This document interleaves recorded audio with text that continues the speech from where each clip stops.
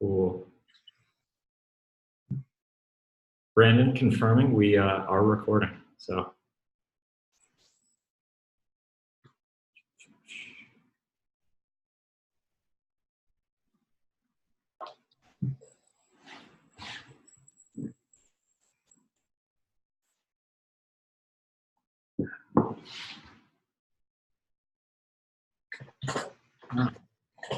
We have another Mitchell Cuevas. I think that's my colleague Patrick.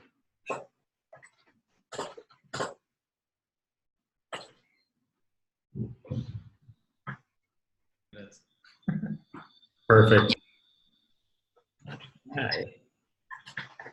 Hey, everyone who's kind of joining. We're just getting set up here on the Blockstack side. You have myself, Zan, even though it says Mitchell, there's no Mitchell here.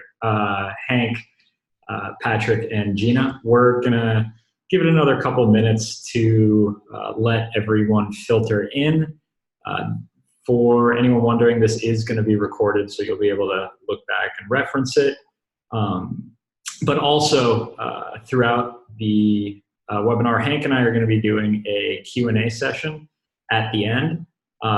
If you do have questions that come up while we're presenting, please feel free to put them in either the Q&A section, the little module you can see at the bottom of the Zoom room, or in the chat. And I think Patrick will be scanning the chat throughout the webinar, as well as Hank and I looking to answer any unanswered questions once we're at the end of the presentation.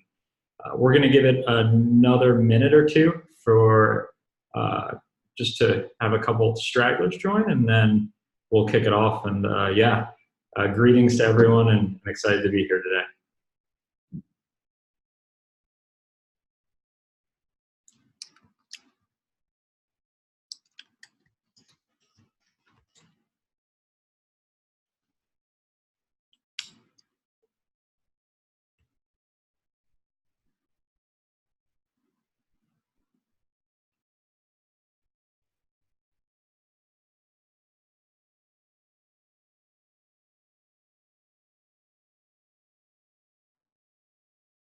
Well, what do you think, Zan? Should we start it off? Yep. So, folks, Patrick is going to kick it off for us. Welcome to the Blockstack Lambda webinar. I'll just briefly mention Hank and I are going to do a Q&A session at the end of the presentation. If you do have questions throughout as they come up, please feel free to throw them in the chat. With that, I'll throw it over to Patrick. Great. Thanks. Hi. Yeah, I'm using Mitchell's handle. I feel like a pirate that just like took over his ship. So I'm the head of growth at Blockstack. You know, I've been working at Blockstack for the past nearly 3 years, and I just wanted to give a big thank you to Austin, the CEO of Lambda School, for kind of understanding the kind of like opportunity here, and kind of like putting really cutting edge technology in front of their students. And also wanted to thank Aaron, who is running BD, as well as Kathleen. And they've been incredibly helpful, and the rest of the Lambda team. So today, Zan and Hank are going to go through kind of like a high level of what Blockstack is, and a technical dive, as well as like some elements of our partnership and what that means for you all. So we'll get into that, and we'll sort of finish up with a Q&A. But I guess like the last thing I wanted to mention was everyone on this call is, you know, kind of sort of like whether you're in school or alumni, kind of like a pioneer in both this like new educational space with Lambda School. I know coding bootcamps have existed, but you've really kind of like made a really big decision in your life. And we all think that's like really awesome, and want to support you and be as helpful as we possibly can. So like good on all y'all. Really like honored to have you on the call today. So great. Yeah. Without further ado, we'll move on to the kind of like what is Blockstack and technical dive, and we'll do the Q&A afterwards. So I think Zan will be next. Thanks. Thanks so much for that, Patrick. So let's get this thing kicked off. I'm going to start sharing my screen. Hopefully you all can see this. We'll go into infinity mode for a second. And then, beautiful. Can you all see that? Oh, you all, I guess I'll say Patrick and Hank. Yep, looks good. Beautiful. So again, super excited to be here today. Really just echoing everything Patrick just said. To introduce myself, I'm Zan. I've been on the Blockstack team for about 2 years now, and my focus is really on applications that are being built using our technology, and really just trying to support and enable those that are building as much as possible. I'll let Hank give a little bit of an introduction for himself briefly. Sure. Hey, everybody. I'm Hank. I'm one of the engineers here at Blockstack, kind of a full stack engineer. So a little bit on dev tools and a lot on our user-facing properties like app.co and Blockstack browser and our Explorer. And so, yeah, generally going to walk you through the engineering parts after Zan sort of kicks it off. Perfect. Thanks, Hank. So to start, the question of the day, what is Blockstack? We are really part of this next era of computing that we believe is coming as the natural evolution. You know, first we had mainframe era back in the 60s, 70s, and early 80s, followed by the desktop era, which is really where I grew up learning about computers. And then more recently, we've had the cloud era, and we really believe this is moving towards an era of decentralized or can't be evil computing. This is a model for the digital world that flips the current Web 2.0 model, the current model, on its head.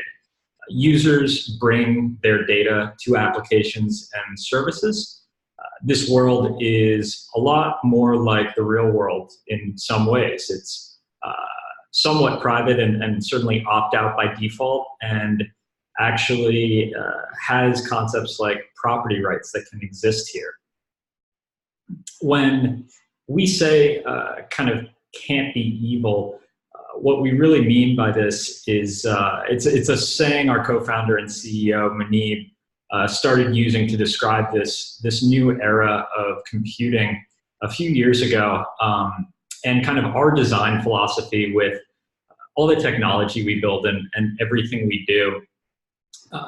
It harkens back, some of you may be familiar with the Google phrase that they had in their corporate literature for a long time, which was "don't be evil."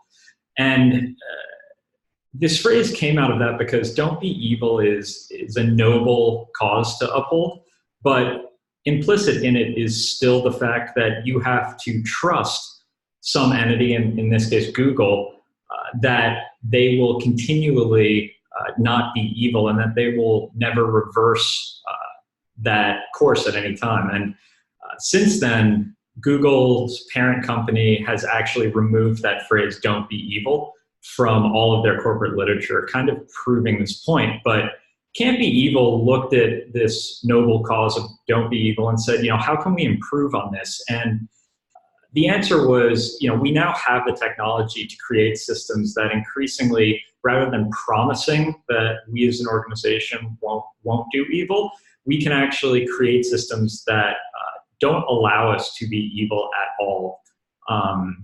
We ideally are creating technology and systems that increasingly I can, for instance, give to my worst enemy and still feel comfortable using as a user. So Blockstack specifically fits into this new era of computing as the easiest way, both a decentralized network and a developer toolkit to create scalable applications where users can own their own identity and data. And we really believe in this core tenet of can't be evil to such a degree that we made a billboard, a bunch actually, and put them all around some major US cities. And this one in particular is a personal favorite of mine. This is a tweet Muneeb put out when it first went up, but this is actually somewhat right outside the Google headquarters. And this is definitely a message that I think we are going to kind of continue to drum home. To give you a little bit of background in history on Blockstack itself, this is essentially a timeline of where we've been and where we are now. What I really want to emphasize with this is more that, we're quite a bit different from a lot of other projects that are doing the similar things or have similar goals, and that we've actually been around for a really long time, since 2013. We originally were a technical project that came out of Princeton PhD research. And throughout this whole timeline, the emphasis has really been on looking at this as a marathon, not a sprint. We're really, I think, similar to Lambda School, we're attempting to change the way the world works in some profound ways. And that takes time to do.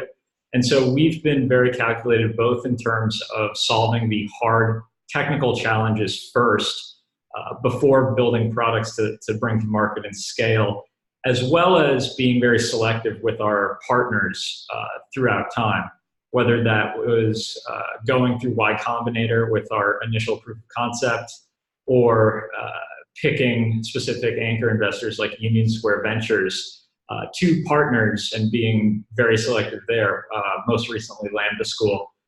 This is a culture and philosophy that we really believe has paid off for us, and that we believe will continue to create success. And we're also quite a bit different in terms of how we look at the innovative technology that is enabled by blockchains, and kind of the rational best practices around using that. A few years ago, our co-founder Manib took a step back and asked this question of what is a blockchain at a fundamental level, and really it's simply a framework for a database, and it's a really inefficient framework at that. But what you get for that inefficiency is, for the first time, the ability to trustlessly establish global peer-to-peer state. And that's really valuable. But when he took that step back and asked that question, it highlights this trade-off. And it brings up another natural question, which is, to what degree can we minimize the use of this powerful innovation in order to still get the value, while not letting it negatively affect the rest of our platform? And this was the big reason, and Hank will get into this in detail shortly, but we really leveraged the blockchain layer for establishing global state and anchoring identities, and push the rest of the complexity to the edges. Similarly, when it comes to the idea of autonomous code execution, more colloquially known as smart contracts, there are a lot of platforms where smart contracts are used for everything. We really see them as this powerful scalpel that should be used in very specific situations. And my big belief is that they're best used where trust is the barrier to scalability. And so, given these design philosophies and rational best practices we have around this use of technology, what does this actually look like for both end users and developers?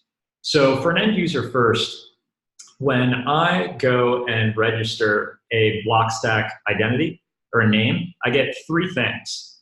In my case, I get a name that I fundamentally own at the protocol level.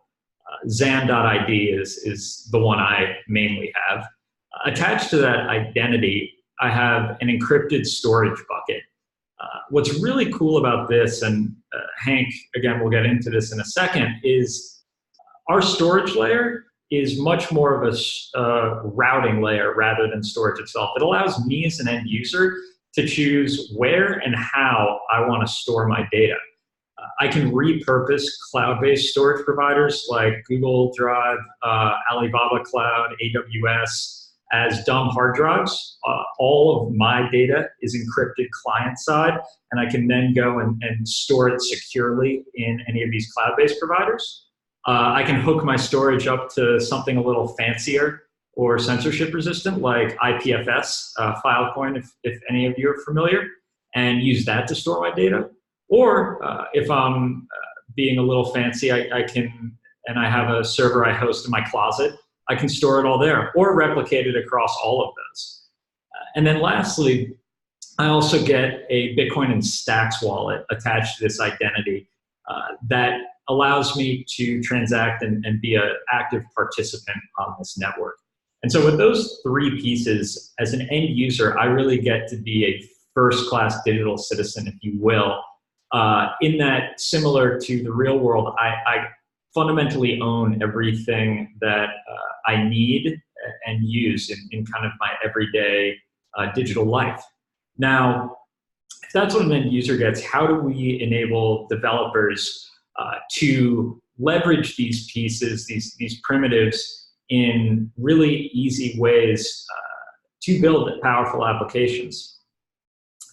Well, it goes back to really how we think about a blockchain, and because we just use that layer to establish state and register identities, we let developers essentially use commodity web infrastructure to run the business logic for their applications. This means that applications built on top of Blockstack today are scalable to the level of current Web 2 platforms or 2.0 platforms that we're used to using today. Similarly, you don't have to learn how to code at the blockchain layer. You can use frameworks you're already familiar with, like JavaScript, to code applications built on top of us. And these primitives also provide you with some important guarantees as a developer. Your users, Blockstack users, will never lose access to their identities. And similarly, you will never lose access to kind of that user base. And while it's early days, these guarantees start to become very meaningful as this new world scales. And so now that you have a little bit of an idea around what Blockstack is and how we fit into this new era of computing and the pieces involved, I am going to attempt to stop sharing. And I'm going to let Hank dive into the technical underpinnings of what creating an application actually looks like. Awesome. Thank you, Zan. Give me 1 second to set up my screen share now. Okay, blank screen. That's all right.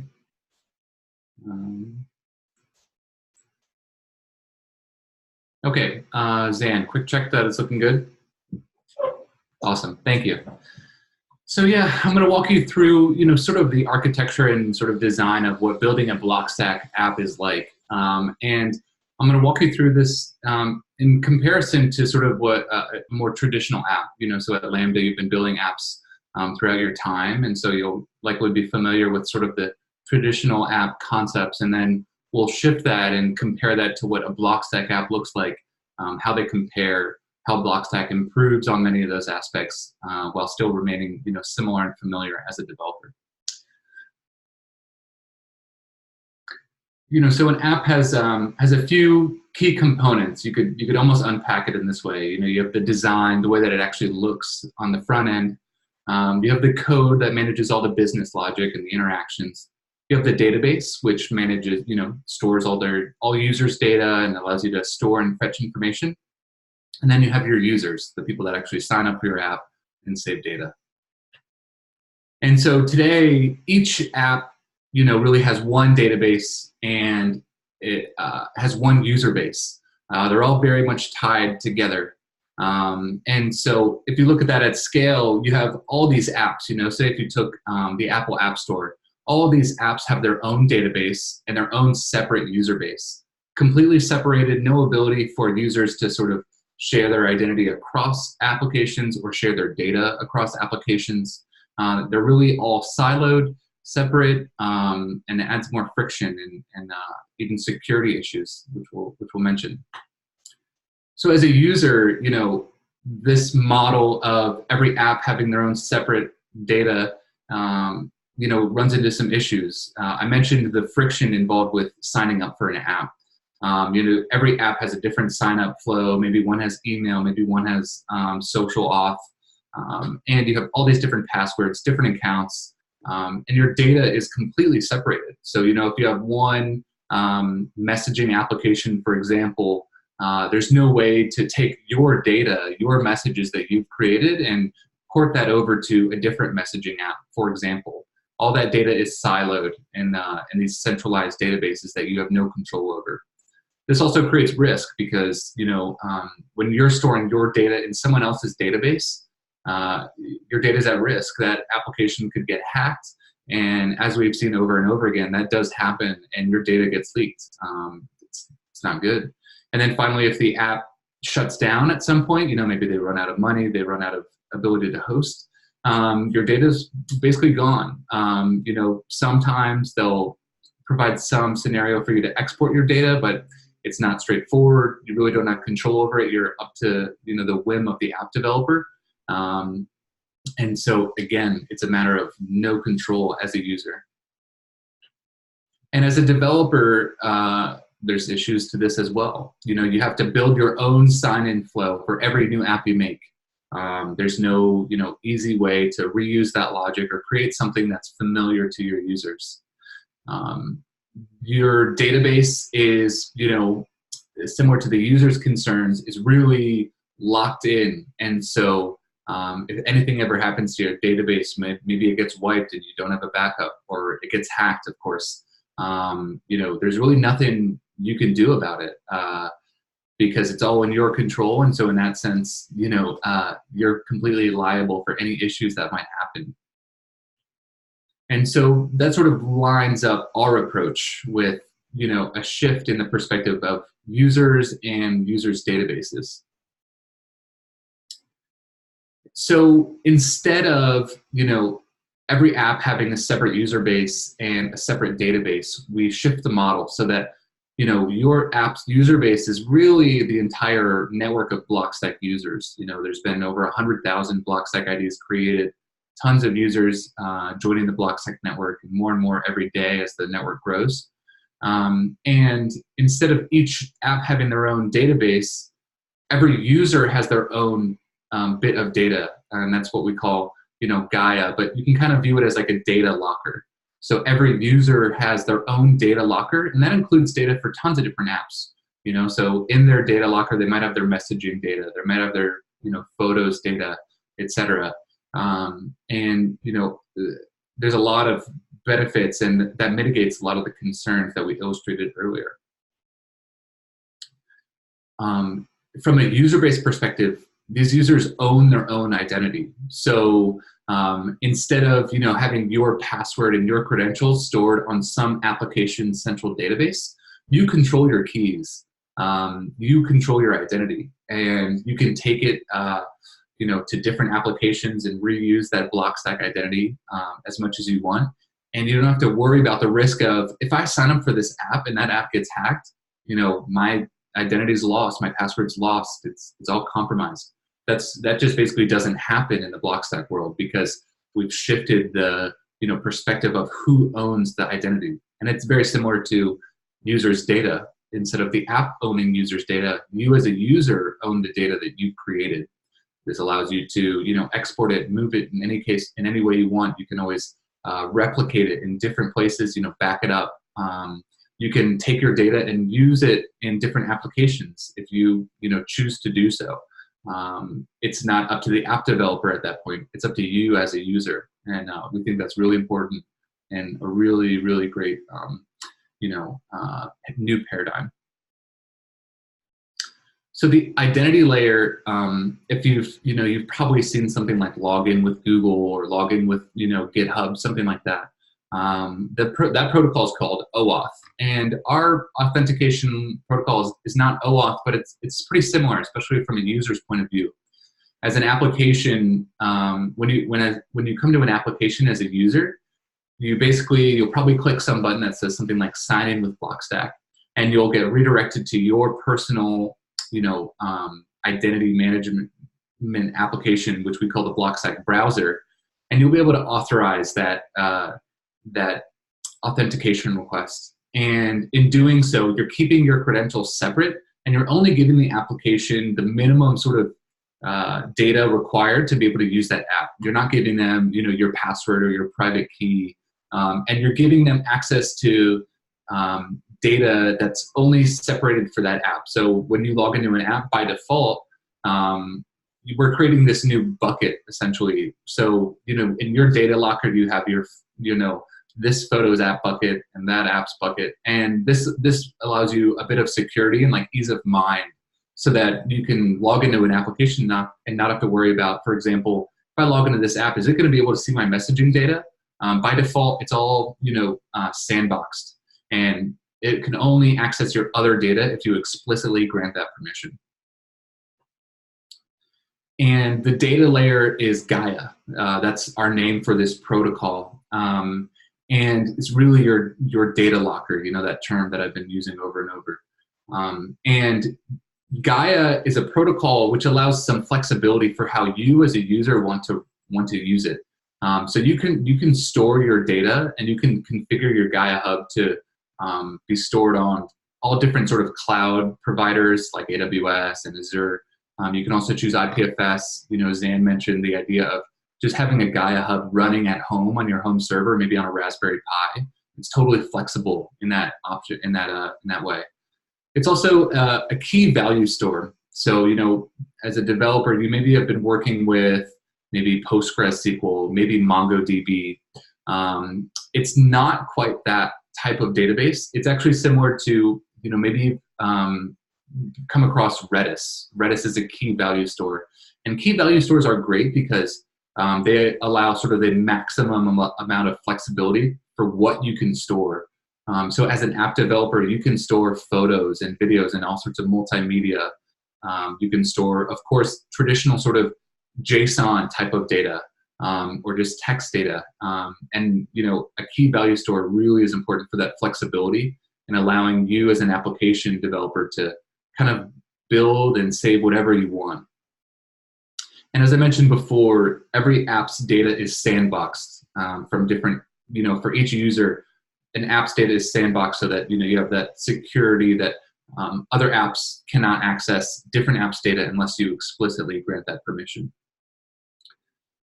So now I'm going to go into, I've talked about sort of the high level concepts, and you guys are developers, you're learning to, build applications. So I'm going to walk you through a little bit of like what our SDK actually looks like and what it looks like to actually, build an application on Blockstack. And I think what's really great about these examples, it just shows you how little code you have to write to interact with, our platform. So this first slide is really the basics around authentication. So we have this, JavaScript SDK, Blockstack. You install that just like any other JavaScript SDK from NPM or whatever. You import that, and then when you want to sign in, you call this method redirect to sign in. And behind the scenes, what I like about these code examples is that there's actually a ton of stuff going on behind the scenes. Within our SDK, there's all this cryptography happening. There's these protocol detection mechanisms to kind of see where the user's Blockstack browser is hosted. But as an app developer, especially someone just getting into the world of app development, you don't have to worry about that. We've made it as simple as possible for you. So, back to this example, say in your application, the user clicks on a button that says, sign in or sign in with Blockstack. You only have to call one line of code, and that's redirect to sign in. And the user will be sent through that OAuth type of flow that I was mentioning earlier. And they'll be able to grant permission to log into this application, and then they'll be redirected back to your app. When they're redirected back to your application, you call this one line of code load user data. And that will allow you to get information about the current logged in user. So maybe if you want to show their username, you can ask for permission to email, and this will include their email address. It's just that one line of code to get the logged in user's data. No having to fuss around with, different data stores for, accessing the logged in user's data. It's just that one line of code. And then later on, you want to save data and you want to fetch data. That's a core interaction of building any application. And so we have two key APIs for that. And this interacts with our data layer. And so those two functions are get file and put file. So say you want to fetch some data, that's the get file function. The get file function takes one argument, and that is the key, or you can kind of think of it as the file name for where that data is stored. So you call get file with the key or the file name, and you'll be returned the actual data stored in that user's Gaia hub. Later on, you want to save some data, and you call put file. Put file takes two arguments. The first one is the key or the file name, and the second one is the actual data you're going to be saving. And again, since Gaia is a key value store, this can be really any type of data. A lot of you will probably be using JSON. That's a very popular way to use Blockstack.js. But it could be photos, it could be videos. If you're building that type of application, it's really flexible in that regard.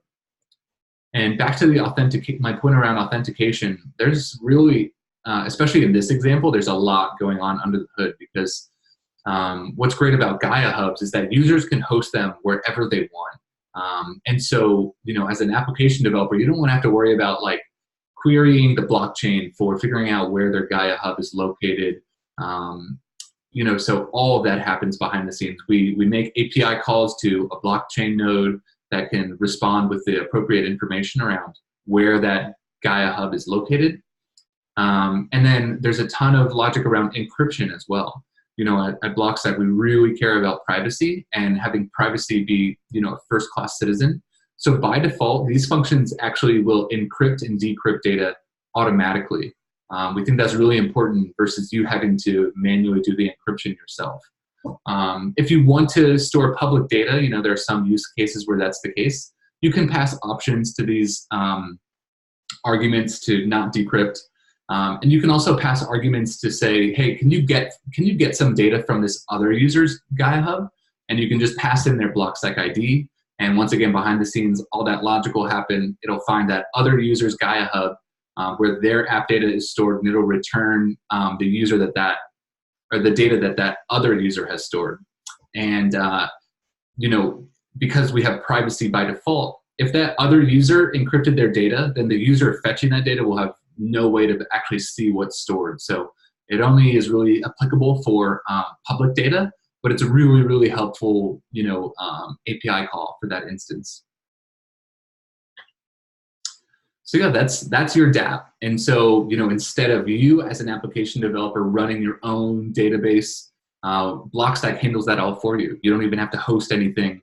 So you can build, really like a serverless type of app, or an app that's just the front end, and it'll, have everything you need from authentication to storing and fetching data, all built in for you. And so as an application developer, that's a really nice level of convenience.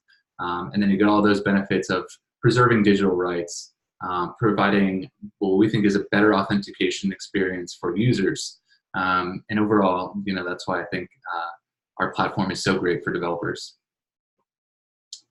This slide, there's a lot going on here, so I'll kind of just walk through it at a high level, but this kind of highlights that, behind the scenes, there is a bit of complexity going on. We have this blockchain layer, and the blockchain layer, as Zan mentioned, is for storing global state. And that global state is mainly around who are the users, what's their Blockstack ID, and where is their data stored. And so, as a user and as a developer, you don't have to worry about how blockchains work, or you don't even have to own any cryptocurrency for this to work. We allow a lot of these actions to happen for free in sort of a subsidized but still user-controlled manner. And so when a user is registering an ID, they, for example, I would make a blockchain transaction that says, I'm registering the ID, for example, would be hank.id, and I also pass some metadata to say, here's where my Gaia hub is stored. And then the Blockstack core nodes, which are actually querying and parsing the blockchain, will see that transaction. They'll make sure it's all valid. For example, no one else has claimed that ID before. And then they'll store it in, a global state that is, synced with all of their peers in a fully decentralized manner. And then, as an application developer, when you're using our SDKs, behind the scenes, everything happens automatically. So it'll automatically fetch or sort of query data from one of these Blockstack core nodes, figure out, where data is stored for this user. And so from your perspective, it's really all quite simplified, and we've built the technology in a way that's super secure, very efficient, scalable, but still really, really simple and easy to use, even without crypto expertise. One of the most exciting, we have a ton of stuff going on at Blockstack, especially from the engineering side. There's tons of new features and platform extensions that we're working on and will continue to be working on. But one of the most exciting ones is smart contracts. You may have seen smart contracts in Ethereum and other platforms. And essentially what we've done is taken a lot of learnings from these other platforms, what they've done right, and some things that maybe they could have done better. And we've built our own smart contract engine that we think has sort of the best of everything that we've seen so far, and some really unique innovations that we've come up with, from our really smart team of, distributed systems PhDs and people that have been working in this field for quite a long time. And so, some of these bullet points are a little bit, technical. If you're not really familiar with Ethereum, maybe this will sound like gibberish to you. But really, like, this kind of highlights some of the things that we've found are a little bit flawed in other platforms, and we've tweaked them. And so you can still write these really functional, scalable smart contracts. But as an application developer, you can be, much more ensured that things run more securely. There's much less possibility for unintended exploits to happen. And we're really, really happy about, what we've built. And so if you're curious about this, we do have a developer preview right now, so you can actually get started writing smart contracts and testing them to see how they would be executed. Soon we'll have a test net available, so you can actually, build full stack apps that use smart contracts and, have them run on a real blockchain. That's a test net. And then early next year, we're targeting launching these smart contracts on our main network. So a lot of really exciting things going on there, and elsewhere, of course, in terms of dev tools, but yeah, really excited about that. So with that, that's an overview of our engineering platform. And, as a developer, I hope some of this excites you. Definitely feel free to, ask questions. We'll be hanging around, and I'm going to hand it back to Zan to sort of take it back to a high level of our ecosystem and some of the really exciting programs that we have going on right now. Thanks, Hank. And I'll go ahead and stop screen sharing too. Stealing my thunder, man. Don't look. Zane's not done. 1 second. I don't know what this is. There we go. Can you all see that? Great. Beautiful.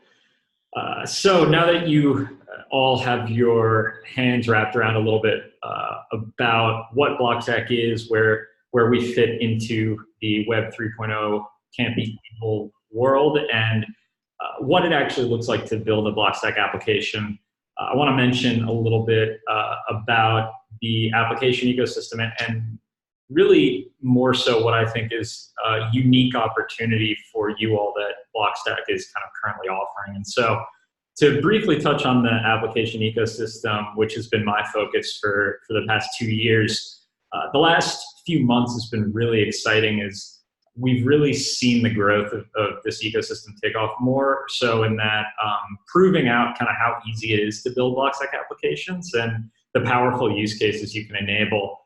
Today, there's over 200 independent projects built on top of us. And a big reason for that is both, I think, how easy it is to build on us, and also our developer incentive program called App Mining. To briefly touch on App Mining is, again, our developer incentive program. It's been running in a pilot phase since about December, so 7, 8, 9 months now. And at a high level, every month, independent app reviewers rank every app that uses Blockstack technology. We aggregate all the rankings and then pay out funds across all these applications. Since the pilot, we've been paying out $100,000 every month in Bitcoin. Starting this month, we are paying out $200,000 total, $100,000 in Bitcoin, $100,000 in the Stacks token, which is a proof of burn token from Bitcoin. And we're going to continue scaling this program until May 2020, when it'll be paying out the equivalent of $1 million USD every month. Really, the goal of app mining, and I think one of the reasons we've seen success in terms of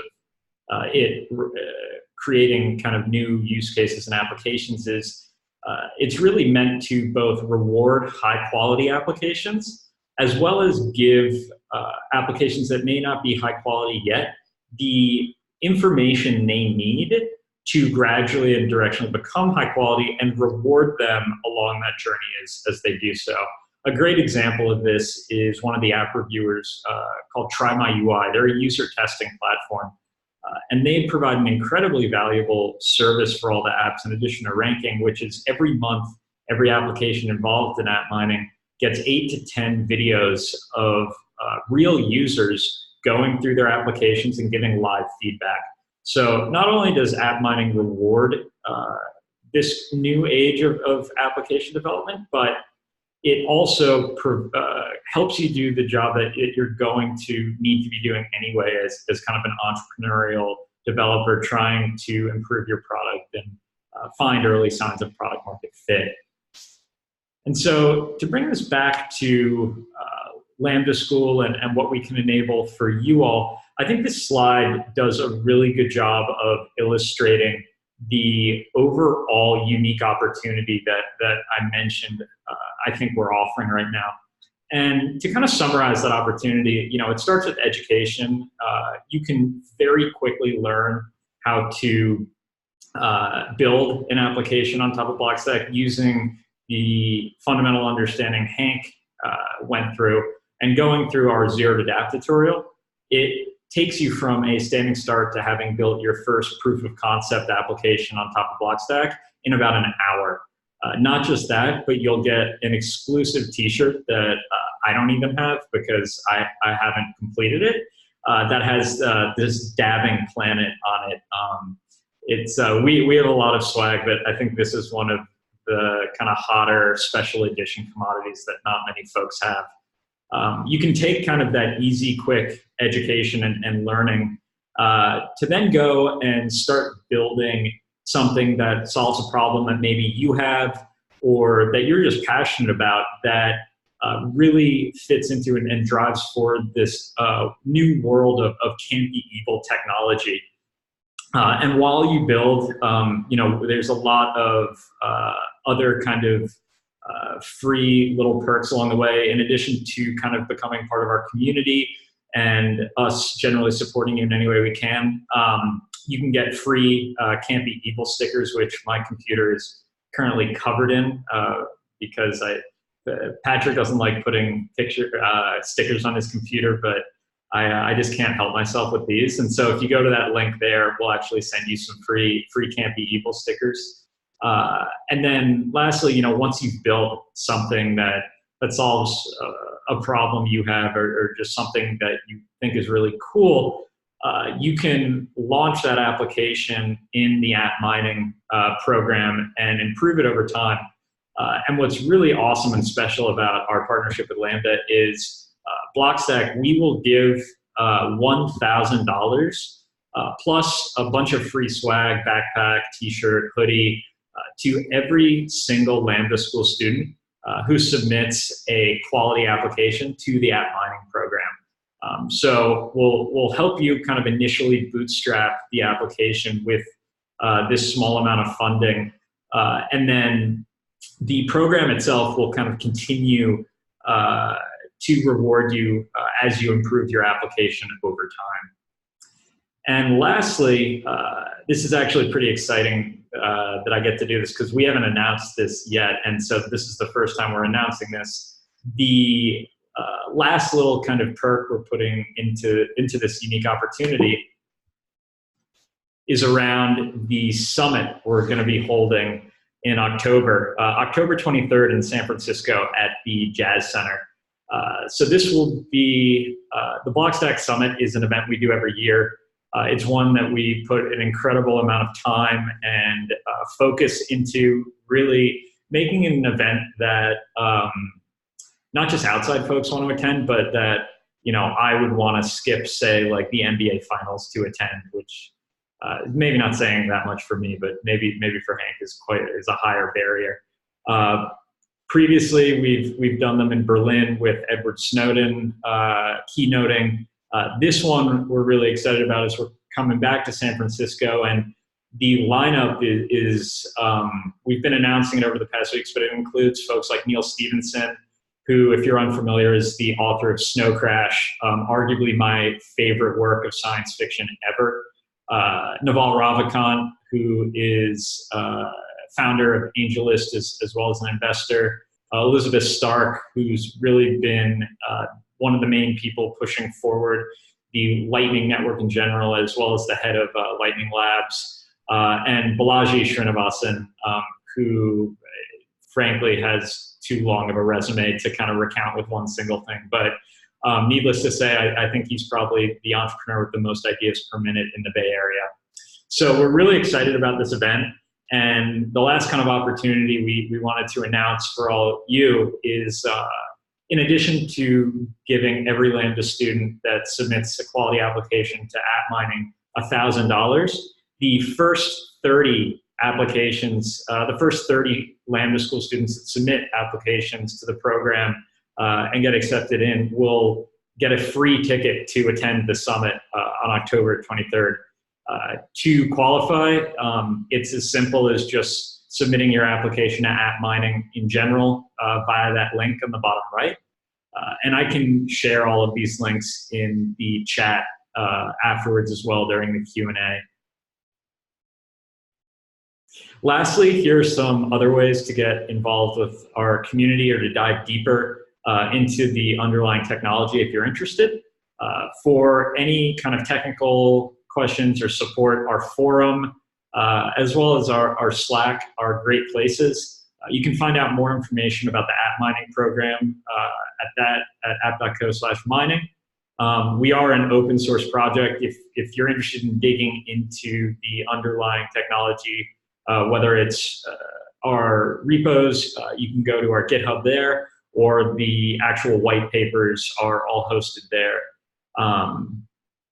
And yeah, with that, I want to kind of thank everyone for attending. And Hank and I are going to do a brief Q&A. I think I'm going to see if I can. Yeah. Perfect. I can go ahead and get started. One of the first questions was, when will the testnet be up? We don't have a hard date on this. One thing, I mean, you can look at the Blockstack-core repository on GitHub. There's been a ton of activity every single day. But we've made a decision to really make sure that all of our code is fully audited before launching the testnet, even though it's just for testing. It's really an important thing to us to like make sure we're doing this the right way. So I would say probably, I mean, I think it's safe to say that it'll definitely be up in Q4 of this year. But in terms of a harder date than that, I don't have one. Awesome. Let's see. Yep, I am going to start sharing the links in the chat shortly. So to answer another question, will you ship the t-shirt and stickers to France? Yes, we are global. Both, so I'm based here in New York along with Patrick, but Mitchell, whose account we're both using, is based in Seattle full-time, and Hank is based in San Diego. We also have folks in Europe and Asia, and we will ship globally, so absolutely. Are there any open positions at Blockstack that Lambda School students would be qualified to apply for? Yeah, great question. I think the answer is yes. Patrick, if you want to chime in a little bit, I think this might be a perfect question for you. Yeah, maybe while I'm chiming in, you can add some of those links to the chat. Yep.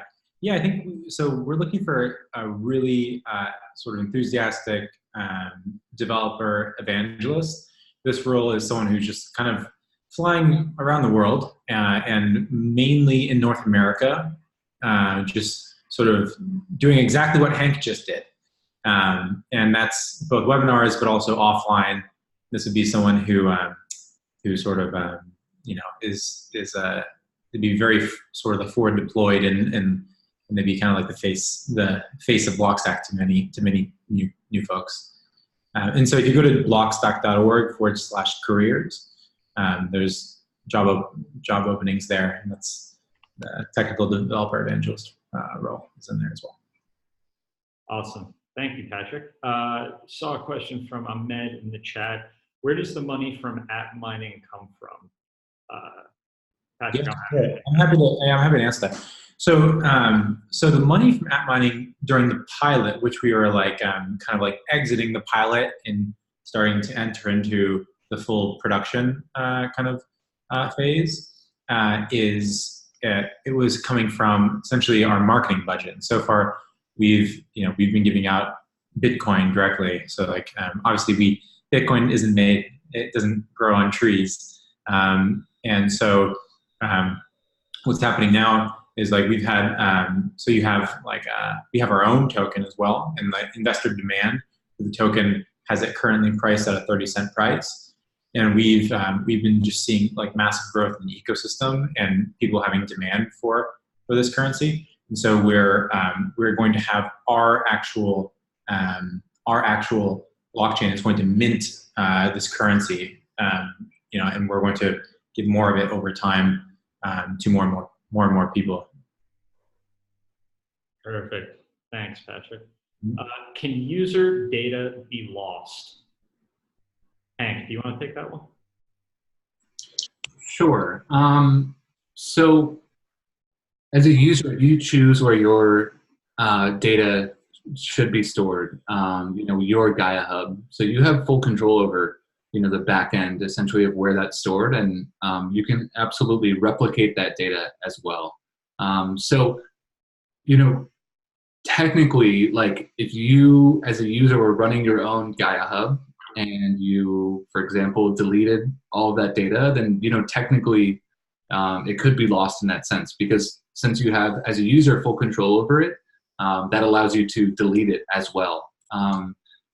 So in terms of unintentional data loss, for example, from like, protocol errors, that's highly, highly unlikely. I would say I couldn't really envision a scenario where that would happen. Very similar to like, how a database on any other cloud provider would work. These systems are highly reliable, and data loss is practically non-existent. So I would say almost 100%, no real chance, and it's the same risk you'd be kind of taking with any other database situation. Perfect. Thanks, Hank. Do you support desktop apps, or are these mobile apps only? Absolutely, web apps, mobile apps. A lot of the apps you saw the logos for on that slide are web first. Some are mobile first. Absolutely kind of across the board. Patrick, this one is for you. If I win a ticket to the summit, does it cover trip fare? No, unfortunately, we have like a pretty large community, and we're kind of doing our best to make sure that everyone's as many people as happy as possible. And unfortunately, it doesn't cover trip fare, but the ticket price is like $300 regularly. So we're kind of carving out essentially close to 10 grand worth of ticket sales we would have otherwise had for Lambda School, just as like a sort of gift. But one way to maybe offset it is to essentially do well in app mining kind of the first month. That's it's the sort of best answer I can give you on the airfare. Thanks, Patrick. Yeah. Hank, this one is for you. Actually, these next two are for you. Do you have an example CRUD functions code to help utilize the user ID load and put data exchanges? One bit of developer tools that we are hoping to get started on soon is sort of a higher level package where you can use Blockstack.js and those functions get file and put file, more of a CRUD type of mechanism. So right now we have lots of examples and tutorials for like how you could build that yourself using JSON and be able to do CRUD operations. So that's one aspect. There's also a framework called Radix. It's a little bit of a different use case. It's for applications that need to aggregate data across lots of different users and query that data. So for example, a social network is one example, like a Twitter, where you need to create a global timeline or a specific timeline and that sort of thing. And Radix does have a really sort of familiar CRUD API. If you've ever used something like Ruby on Rails, or Django or something like that, it's a very similar model-driven CRUD operation-based API. So that's sort of two answers there. Mm-hmm. So John has kind of two questions. One I see in the chat, and the other is in the Q&A. I'm a Lambda student as well, but my track is data science. Are there relatable positions in machine learning, data, or analysis in Blockstack? Yeah, so I'd say there's no open positions for sort of data science roles at Blockstack. However, how folks have kind of like entered onto the company has been like contributing in ways that are interesting or create value that we didn't otherwise know. And I wouldn't say that's like absolute surefire route or whatever. But there's sort of a world where those skills could translate. And I think there's also, I would also look at things through the lens of like, who could you potentially partner up with to like build an interesting application that kind of like leverages data in interesting ways. Yeah, so that's kind of my answer there. But yeah, no open roles so far for that sort of category. Yeah, just to follow up, I mean, it's kind of funny because, Blockstack is really about private data. And so we don't even have a lot of the capabilities that other companies have for data analysis, and that's sort of by design. However, I would definitely reiterate what Patrick is saying. I think there's some really interesting app ideas around data science. One free idea is like, you could take our global network of Blockstack IDs, many of which are tied to social verifications, like someone saying, here's some proof that I own this Twitter account. You could use that data and use public APIs to like create a graph of the entire Blockstack network, and maybe build an app on top of it. So I think there's some really interesting use cases, but roles at Blockstack, none at the moment. Yeah. Cool. A couple more questions here, and just have a couple minutes left. But how many monthly active users do you have? Who are they? Developers, blockchain passionates?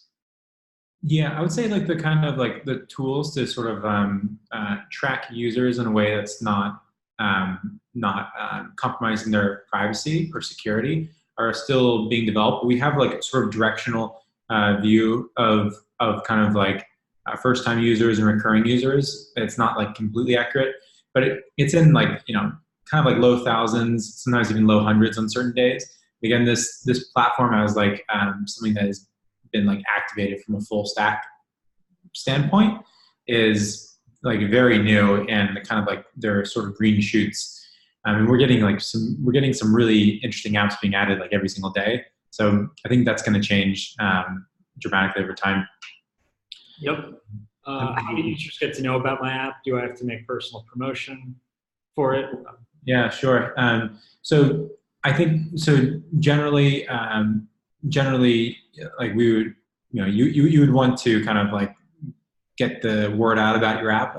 I'd say like being really proud about it on Twitter is like a kind of great way. I'd say that's probably like a minimum viable promotion.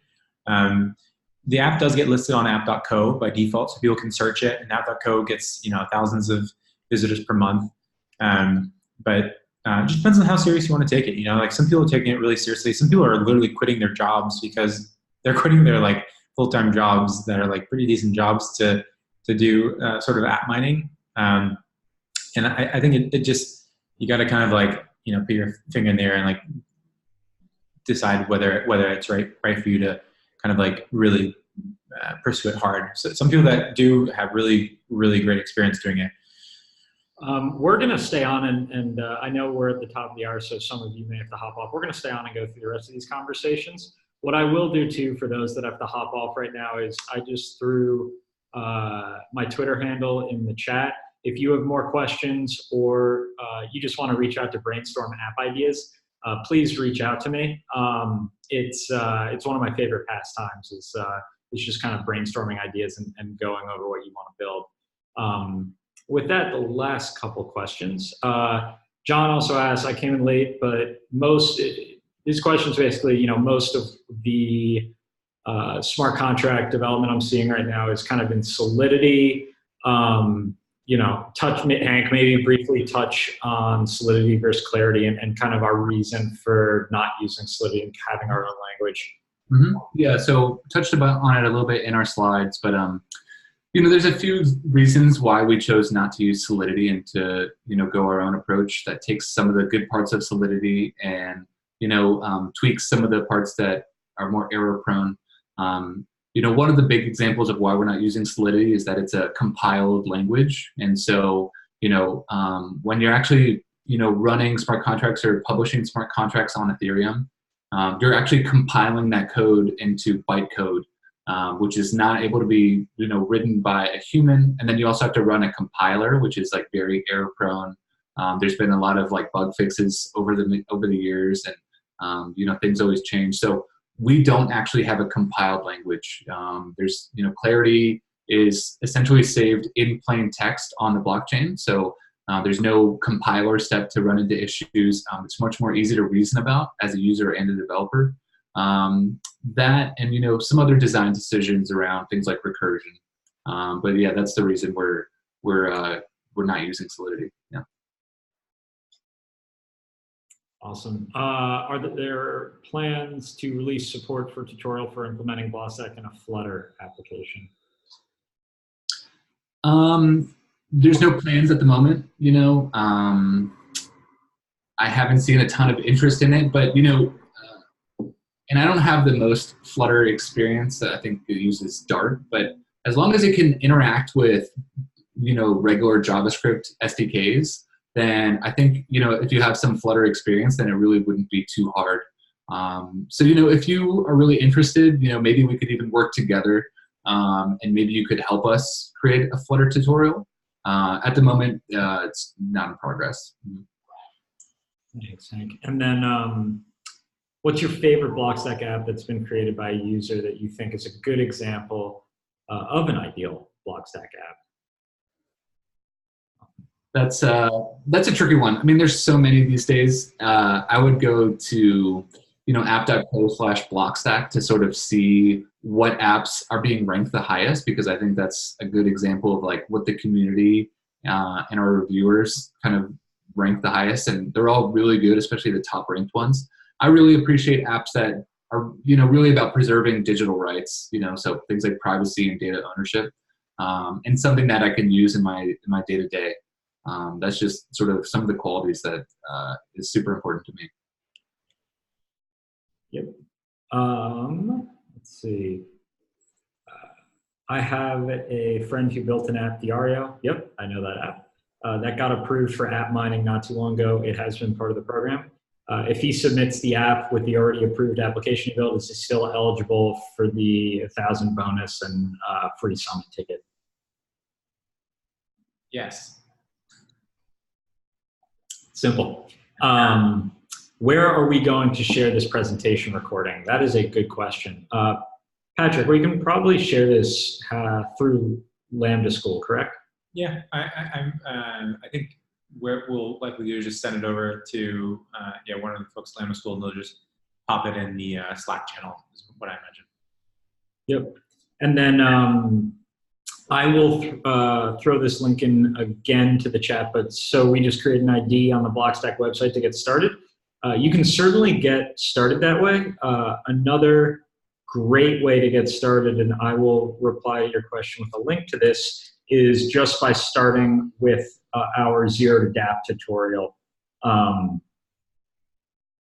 think I might have, there we go, perfect. Awesome. So with that, yeah, there's still a bunch of you on, but wanted to say, thank you again. This was a blast for all three of us, as well as, hopefully for you all. And ideally, this will not be the last time we do one of these. And in addition to doing a few that go a bit deeper and more technical on some other points.